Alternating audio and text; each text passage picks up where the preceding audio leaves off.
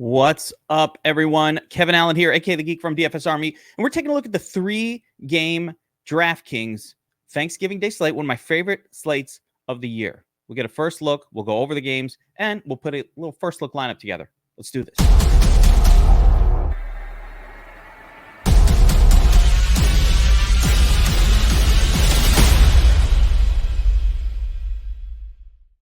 All right, what's going on, everyone? Thanksgiving week, best week of the year for football. I love Thanksgiving because we get to sit around all day and watch 3 full NFL games start to finish. And normally I've got multiple screens going, and you never really get to watch the entirety of the games. I watch them after. So really, it's just one of my favorite days of the year. It reminds me of NFL playoffs. And I love a 3-game slate that really allows us to employ a little bit of game theory, a little bit of ownership leveraging in our mix of things, and there's some tricks to the trade that you have to do in 3-game slates that are counterintuitive that have won in the past. So talk a little bit about that stuff. More so as the week progresses, we've got a big tournament tactics 3-game slate planned for later in the week with the whole crew, Bobby Wow, Josiah, Burns, everybody can get together. We're really going to dive into this one, but I want to get a first look at the slate and kind of go over these games a little bit, get a little sense of where we're going with this one. So before we kind of look at the DraftKings pricing and everything, let's just take a look at these games and get a sense of what the totals are, which ones look to be high scoring. And first off, the first game of the slate looks really, really good. Got the Bills at the Lions. It's a 54-point total. That's huge. Surprisingly high there. Lions defense really kind of bad across the board. There's no one place to attack because there's so many areas of weakness. Bills defense, quite the opposite, very good, particularly against wide receivers, quarterbacks, the whole deal.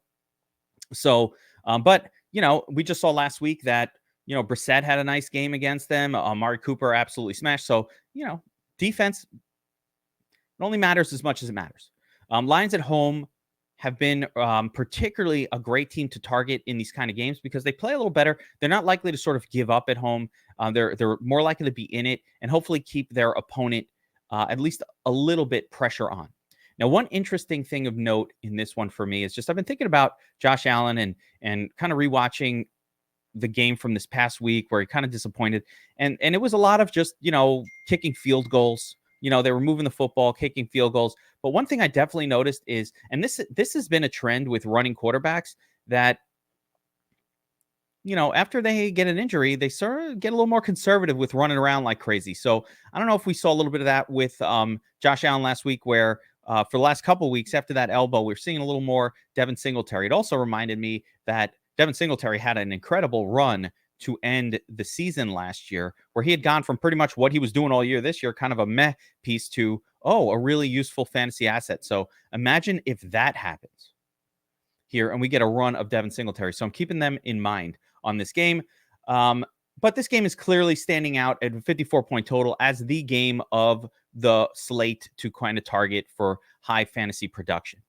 The next game is quite the opposite. Giants at the Cowboys. Cowboys are such a good defense. This one sets up really poorly for the Giants. Giants just are not the team offensively to outperform a great defensive team like the Cowboys. So be careful there. The odds makers agree. They've got the Cowboys installed as 9-point favorites with a low 44.5-point total. So, Cowboys have a decent team total here, but the Giants are not looking like the kind of team that we want to get crazy with.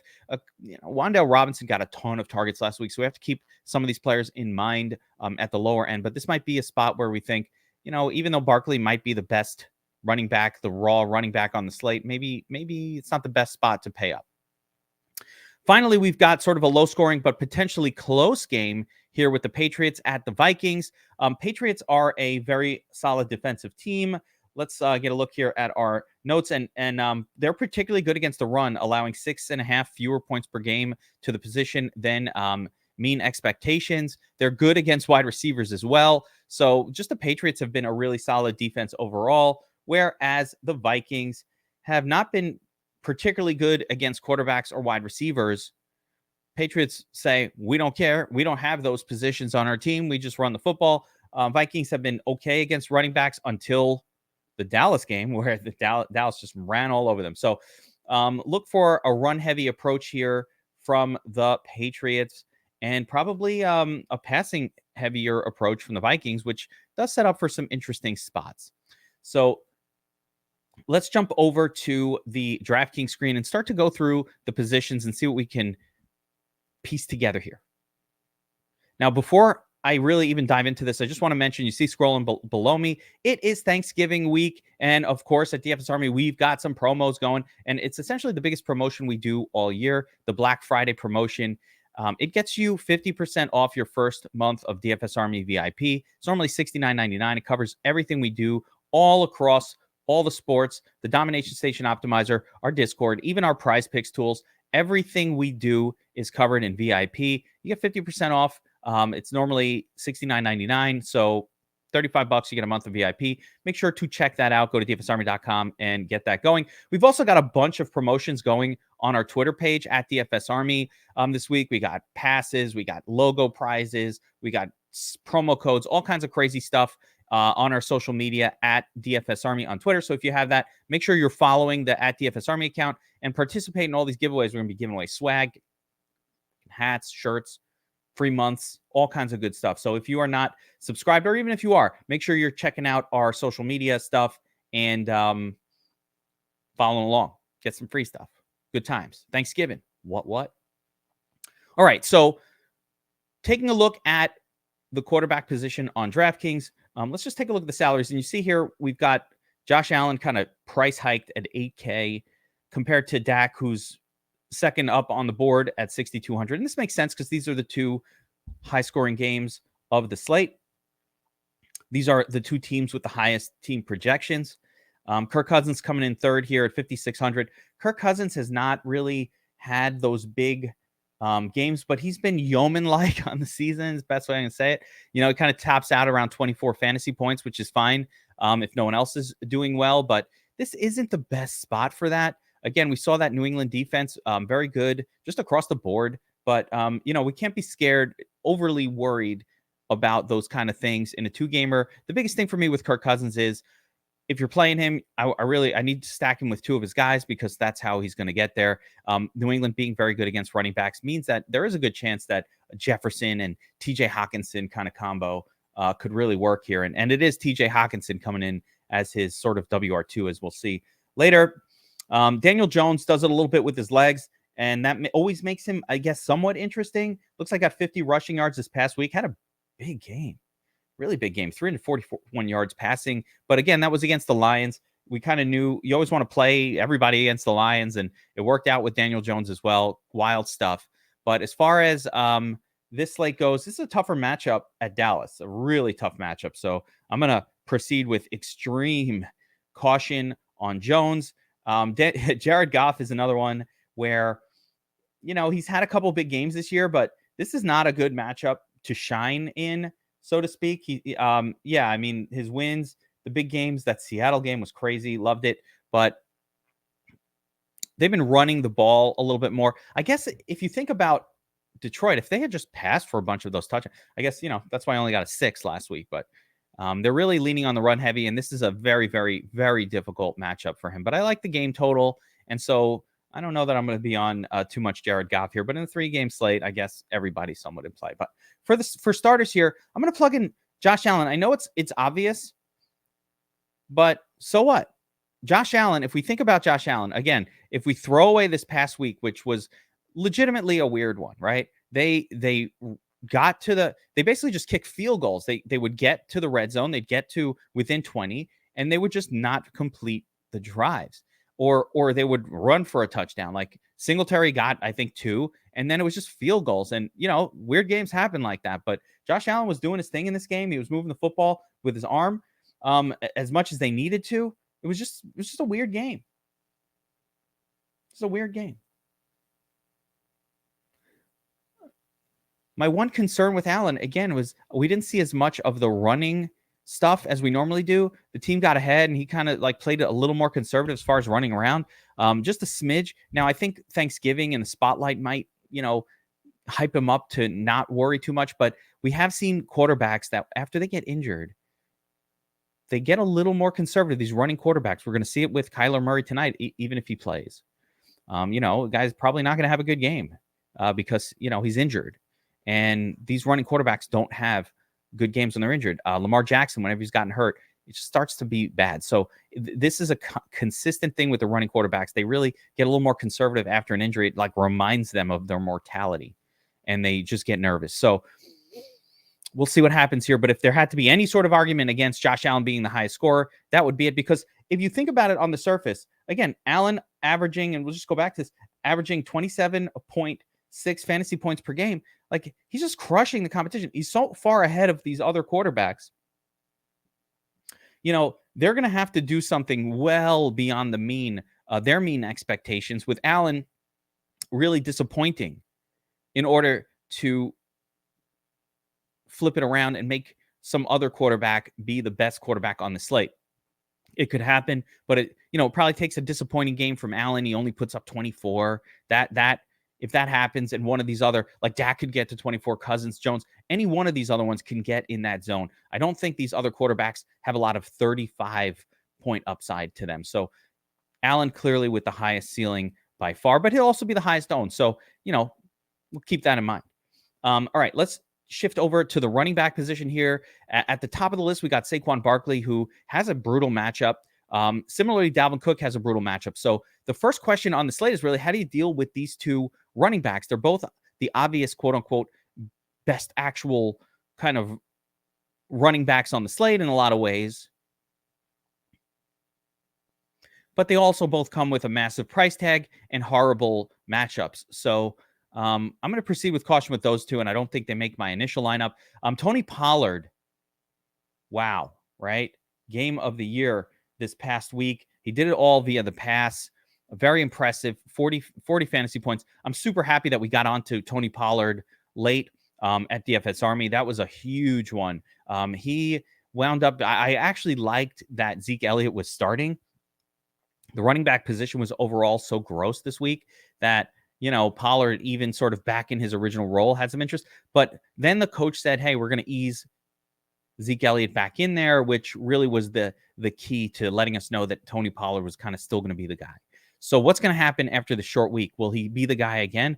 I don't know. It feels extremely chasey to chase the monster score from Pollard, but the matchup is decent, and there's just not that many running backs to choose from on the slate. So I'm going to plug him in here. The other guy I'm going to plug in is Ramondre Stevenson.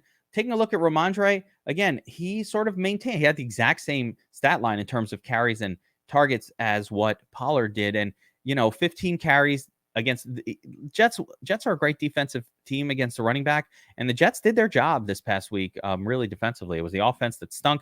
But more importantly, Ramondre got 15 carries, 6 targets. Let's look at this competitor here, Harris, who is now, I believe, kind of officially the backup as opposed to the starter.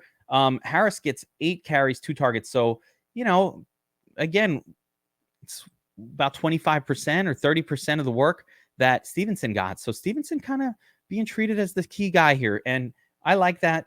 Ramondre is sort of one of my favorites, I think, on the slate, and he'll somebody I'll have a lot of exposure to. I'm going to plug Pollard in here, but I will mention that, of course, either of Jamal Williams or Swift, I guess, but the one that really got my eyebrow raised is Devin Singletary. And even I probably like Singletary more in a non-Josh Allen lineup, but I think Singletary works extremely well in a cash lineup alongside a Josh Allen, just to make sure you got all those touchdowns from the Bills covered. So if this was a cash game, I might squeeze Singletary in there ahead of probably Pollard, but at least one of these two guys. So I like all three of those running backs on the slate. The Detroit running backs a little sketchier. It's Buffalo. Buffalo's got a good defensive front. I don't think Jamal Williams is going to have the easy time punching touchdowns in. And I'm probably going to be a little less high on that Jamal Williams DeAndre Swift combo, although Swift, again, will carry maybe even more interest for me in just contrarianism. At some point, he's going to have a crazy game. Maybe this is it, and he'll help us win this thing. So we'll keep him in mind. All right, let's take a look at the defense position. I like to go defense, tight end, and then close with wide receiver for the most part, because there's a lot of wide receivers, and I got to figure out how much salary we're really going to have in order to make it work. So defense, we start at the bottom here. Detroit at Buffalo, new. Home versus Buffalo, new. I don't like anybody against Buffalo, especially not Detroit. Horrible defense. Giants, also not going to get too excited about the Giants, although, man, you got to pay down, take a 0. It's, okay. If I needed the salary, sometimes you just got to take the 0. I don't know. We're going to need that here, but keep it in mind, like defense on a short slate, every one of them has some viability based on the salary. Sometimes even they all kind of have poor scores, so the cheapest one was the right move. Like if no one scores more than a 5, which was the right move, and think about that. I think the clear-cut best defense for me is probably, it's probably Cowboys. They've been so good this year in general. They're really, really good at home. Giants offense, it's been actually very good as well, but not as good as Minnesota. And Minnesota just got torn up by this Dallas Cowboys defense. So you always want to play them. They're the best defense. Bills also really, really good defense as well against a Detroit team that can make some mistakes. So I'm fine with those. But I'm also okay with Minnesota just because New England's not that good of an offense. So any one of these three, but I'm going to try to plug in Dallas here and see if that works. But keeping in mind that we have about 600 or so in leeway if we need to go all the way down to, let's say, Minnesota. And I got no problem playing Minnesota at New England. I think they're a perfectly acceptable play. Tight end position. There are actually 2 tight ends that I think stand out a ton on this slate, and 3 that are very much playable, even in the flex. So TJ Hawkinson, let's start there. I actually think the tight end matchup against New England's really, really good. If you take a look at the points against chart here, you'll see that where's New England and yeah, they're actually giving up some points to opposing tight ends. They're slightly below average here, minus 1.4. So giving up a couple of extra fantasy points per game on average to the tight end position. But more importantly, Hawkinson, 9 targets, 10 targets, 9 targets over the first 3 weeks. And with the Vikings clearly like him. They've worked him right into the offense. I'm sorry, but man, 9 and 10 targets for a 5K player. I don't care if he's a tight end or anything. That's a lot of volume. That's the kind of volume I want to pay for. It's worth it. Now, he hasn't done anything with those targets, but in fairness to him, Dallas and Buffalo, 2 extremely difficult matchups that he's had to face. And then before that was his first game with the team, and he got a respectable 16 fantasy points. Yeah, okay. That's fine. So I really like Hawkinson here as a tight end. Dalton Schultz is another one that I always like. Just a fan of his chemistry with Dak. He's been heavily involved since Dak has returned. 7 targets, 8 targets, 5 targets. You might be saying, hey, that's a little less than Hawkinson. Yes, it has, but those are some valuable targets. But more importantly, he's cheaper at 3,800. So I'm getting a 7 to 8 target guy for 3,800. Fine by me, right? That salary, he only really needs 16-ish or so fantasy points, and he's gotten pretty close to it 2 of his last 3 games. So this is a player that I am excited about. And, the touchdown upside regression should be there. Last week, it was all Pollard and Zeke taking all the tutties. Would it shock me and blow my mind if Schultz got 2 touchdowns this Thursday? It would not shock me. So he's the guy I'm going to plug in. Although I'm keeping Hawkinson in mind as well for the flex. I have no problem with tight end in the flex this week based on these guys. Looking at the other ones, Dawson Knox, fine. Had the 7 targets this past week. He can get a target spike, 6 targets the week before. And again, I think this phenomenon of Josh Allen not necessarily wanting to run in those touchdowns. Again, I don't know if that will continue another week. Could have been the past 2 weeks. The elbow injury that will kind of wear off, but that phenomenon appears to have led to a couple extra targets per game for Dawson Knox as well. So we'll keep him in mind. And then, of course, the GPP long shots with Hunter Henry and Brandon Wright and Jonah Smith. Those are sort of like GPP only dart throws. For mass multi-entering, I'd be interested in those guys. But really, for any kind of handcraft lineup, I'm looking at Hawkinson, Knox, or Schultz, and that's about it. All right.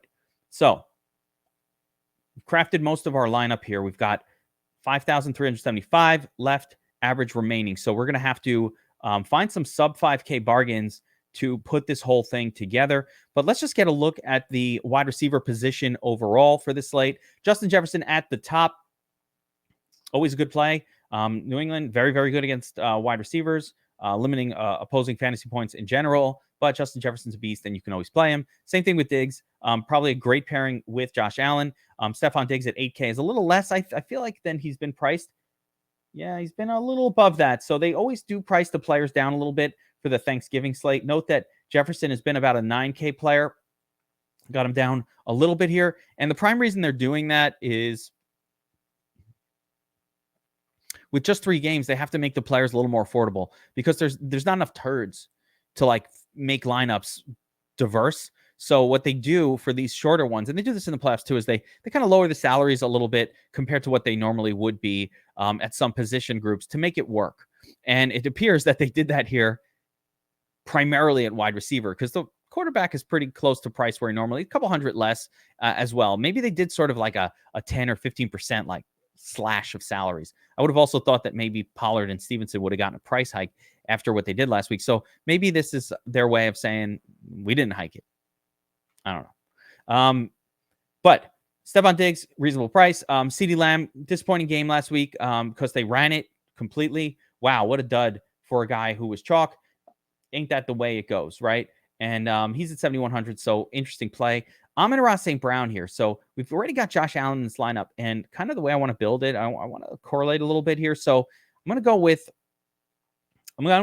Amon-Ra here as my starting point. Amon-Ra continues to get pretty much the prime target volume for this Lions team. I know it's a tough matchup at home versus Buffalo, but I also think that the best way for Josh Allen to sort of likely be one of the better quarterbacks is if the Lions at least somewhat keep up in this game. So that's probably going to have a big Amon-Ra component to it. So I'm going to plug him in here as our first piece. And we're going to plug in Gabriel Davis alongside of him. I want to point out, look at the price on Gabriel Davis down to 5,300 on DraftKings. I think it was 6,300 last week, and he's been in the 6Ks pretty much since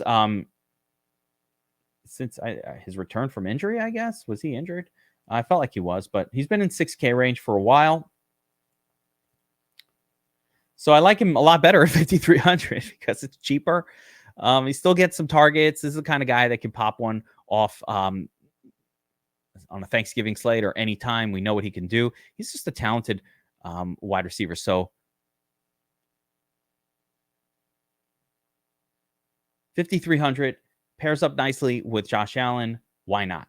Right. So now we're down to 4,800 left. So we're going to have to find a sub 5K guy, most likely, in order to make a lineup work. I'm going to mention a couple others. Jacoby Myers did not have the big game last week, but he continues to be one of the most active and involved wide receivers for the Patriots. I like the matchup at Minnesota. Not a scary matchup. So this could actually work, which would leave us with 4,500. Let's see if there's anything interesting here in that range. And it gets pretty gross in the sub. I was hoping, so Michael Gallup might be interesting at 4,600.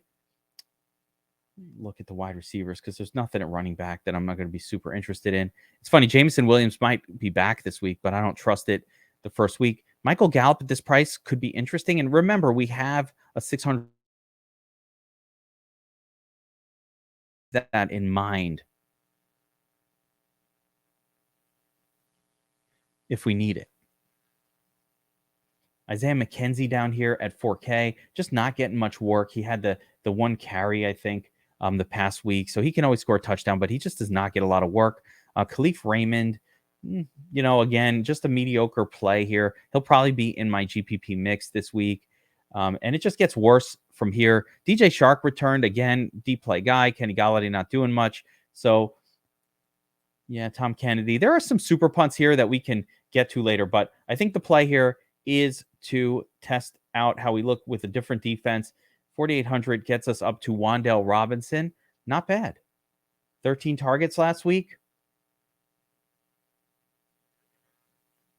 9 receptions. I mean, I don't love the matchup against Dallas, but anybody with 13 targets, that can work. One other possibility here would be to drop to Vikings, which is, I really like this approach, and do my double tight end special where you get TJ Hawkinson in there. So a few different ways to approach a lineup like this for you guys this week. And that's pretty much going to do it for us. So that's our DraftKings Thanksgiving slate first look. Remember, at DFS Army, we've got you covered with the Black Friday special. 50% off DFS Army VIP. Everything we do, part of VIP in the Discord, hang with the crew, strategize together, Domination Station Optimizer, all of our tools, you're in there. So have a great Thanksgiving, everybody. Good luck on this slate. I'll see you guys next time. Deuces.